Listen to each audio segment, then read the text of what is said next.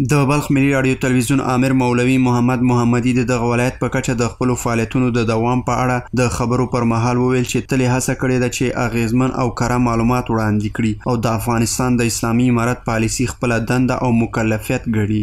همدارنګه د بلخ ولایت مرستیال مولوي نورالهادي ابو ادریس ملي راډیو تلویزیون د مسؤلینو او کارکوونکو د نه ستړي کیدونکو هلو ځلو ستاینه وکړه او ویل چې د بلخ ملي راډیو تلویزیون خبریالان او کارکوونکي شپه او ورځ په هر ډول شرایطو کې خپلې دندې ترسره کوي او د افغانستان د اسلامي امارت د مشرانو فعالیتونه په صادقانه توګه سرته رسوي. خیال که در 30 سال که امارت اینجا میگذاره ما که در همه جا هستیم و کار کرده از تلویزیون ملی، همکارای از تلویزیون ملی واقعیت به خدماتشان که ما که میبینیم و با خاطر همه وطن، با خاطر رضای الله تعالی بسیار خدماتشان مفید و فایده‌مند است در دولت.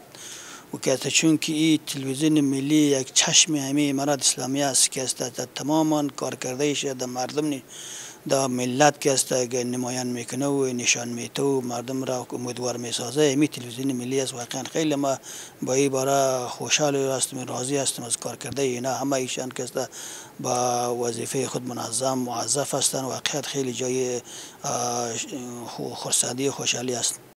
مرستیال والی د دوی د پراخو خدمتونو او هلو ځلو له امله د ستاینلیکونو په ورکولو سره د ټولنې د واقعیتونو په انعکاس کې د خبریالانو رول د پام وړ وباله او په دې برخه کې د هر ډول همکارۍ ژمنه یې وکړه.